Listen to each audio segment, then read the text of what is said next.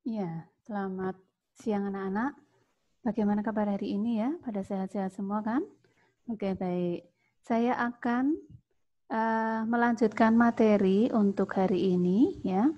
Jadi minggu lalu Anda sudah melakukan penilaian harian dan soal-soal untuk penilaian harian nantinya akan kita bahas sebelum PAS ya. Jadi ini tidak akan saya bahas dulu karena masih ada teman-teman yang belum penilaian harian sehingga harus susulan dulu ya. Hari ini kita lanjut materi saja. Ya, hari ini kita akan belajar tentang momentum, impuls, dan tumbukan.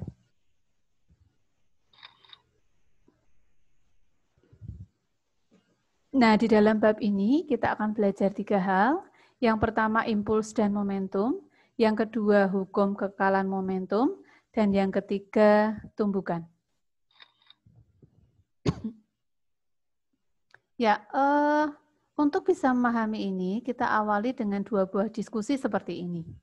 Kalau misalnya Anda dilempar, saya lah ya, kalau dilempar dengan bola, ya, jaraknya sama, kecepatan sama, tapi yang satu dilempar dengan bola pingpong, yang satu dengan bola tenis. Kira-kira lebih sakit yang mana?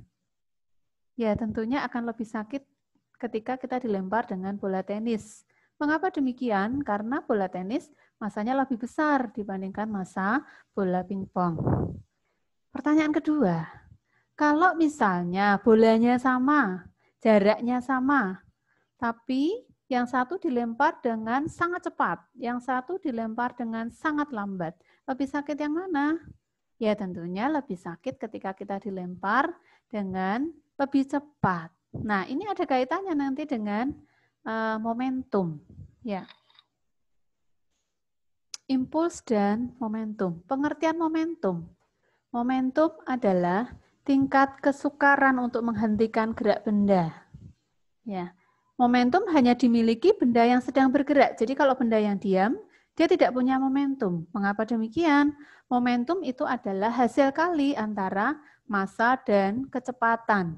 Massa lambangnya M, kecepatan lambangnya V.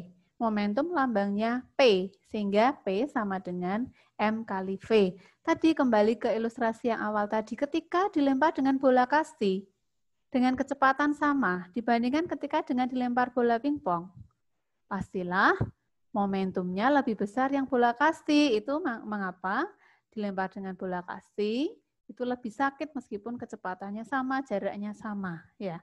Lalu ilustrasi yang kedua tadi, kalau dilempar dengan sangat cepat berarti V-nya besar.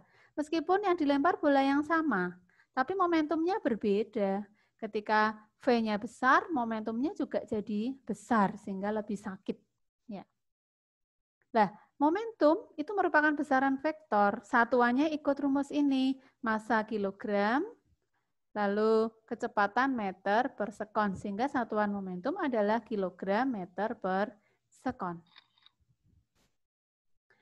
Kemudian impuls. Bola bermassa M dipukul dengan gaya F, maka setelah selang waktu delta T, kecepatan bola berubah dari V1 menjadi V2. Jadi bola semula diam, terus dipukul, maka kecepatannya berubah menjadi V2. Ada kontak antara pemukul dengan bola selama delta T, maka akan menghasilkan impuls F kali delta T. Jadi impuls itu rumusnya adalah F kali delta T. Lalu impuls kaitannya dengan momentum apa? Impuls itu F kali delta T. Nah, F kali delta T itu sama saja dengan perubahan momentum. Jadi F kali delta T bisa dituliskan M kali V2 dikurangi M kali V1, sehingga impuls sama saja dengan perubahan momentum, sama saja dengan F kali delta T. Nah, lalu hukum kekekalan momentum. Dalam peristiwa tumbukan, itu momentum sebelum tumbukan dengan momentum sesudah tumbukan, itu jumlahnya selalu tetap.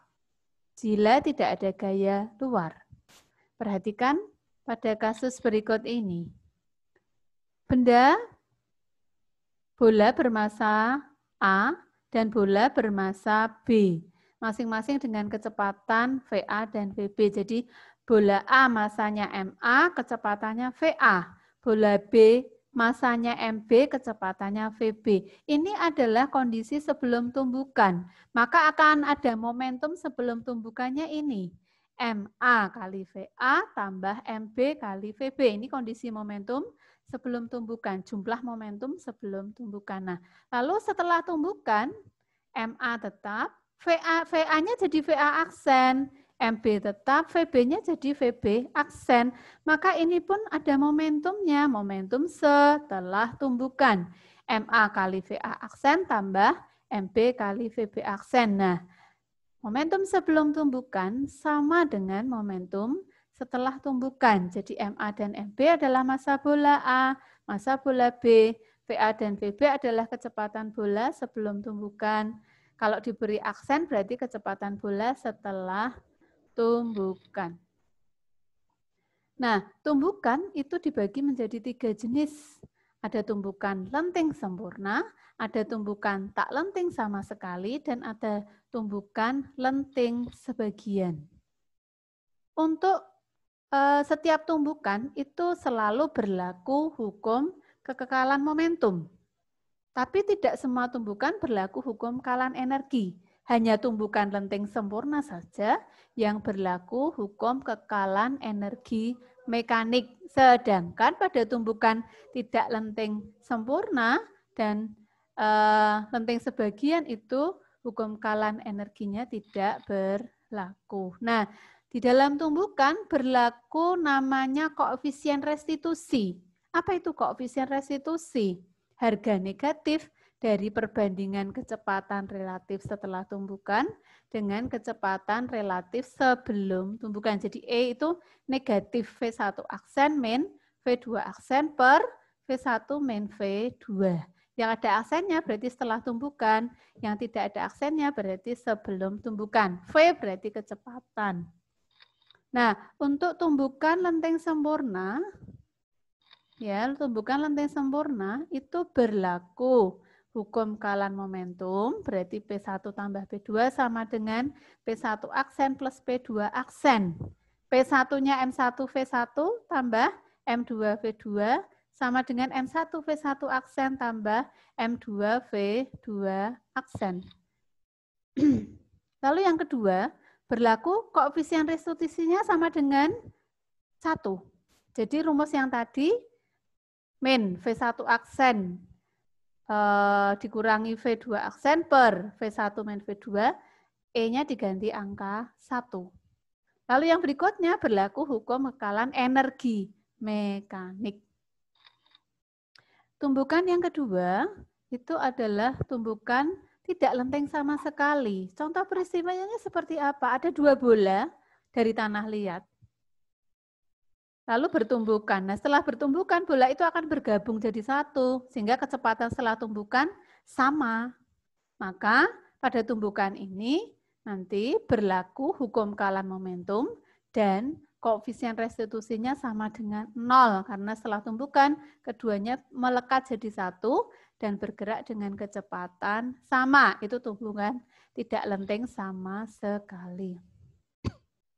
Nah, ketika masukkan kebersamaan ini, hukum kekalan momentum, maka akan didapatkan bahwa V1 aksen sama dengan V2 aksen sama dengan V aksen. Berarti kecepatan setelah tumbukan itu kedua bola kecepatannya sama karena nempel jadi satu. Ya, berikutnya tumbukan tidak lenting sebagian. Tumbukan lenting sebagian. Pada tumbukan ini sering terjadi dalam kehidupan sehari-hari, ada sebagian energi kinetik yang hilang ketika benda bertumbukan. Nah, pada tumbukan lenting sebagian ini energi kinetik sebelum tumbukan lebih besar daripada energi setelah tumbukan. Sehingga hanya hukum kekekalan momentum saja berlakunya. Kekekalan energi tidak berlaku. Nah, jadi kalau bisa disimpulkan, untuk 3 jenis tumbukan ini, tumbukan lenting sempurna, hukum kekalan energi mekanik hukum kekalan momentum berlaku, hukum kekalan energi berlaku. Koefisien restitusinya 1. Kalau tumbukan tidak lenting sama sekali, hukum kekalan momentumnya juga berlaku, tapi kekalan energi tidak berlaku. Dan koefisien restitusi atau E-nya 0. Untuk tumbukan lenting sebagian berlaku hukum kekalan momentum saja, hukum kekalan energi juga tidak berlaku. Nah, koefisien restitusinya pecahan, nilainya antara 0 sampai dengan 1. Nah, untuk penerapan konsep momentum, itu biasanya yang pertama pada balon, kemudian pistol. Jadi penggunaan pistol seperti apa? Kenapa pistol bisa terhentak ke depan gitu ya. Ketika ditembakkan kok penembak merasa terdorong ke belakang. Nah, itu karena penerapan dari peristiwa momentum. Kemudian senapan juga demikian ya, roket ya. Nah, nanti setelah ini di slide selanjutnya itu dijelaskan tentang roket ya. Penjelasannya ada detail, nanti silahkan bisa dibaca sendiri.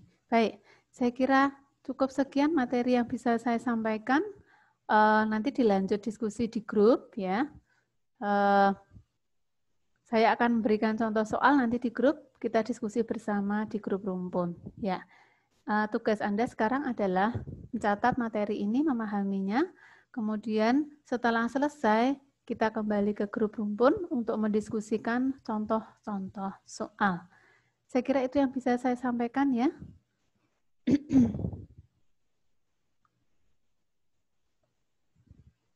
Saya kira cukup sekian. Nanti kita bertemu lagi di grup rumpun. Selamat mempelajari materi ini. Tuhan memberkati.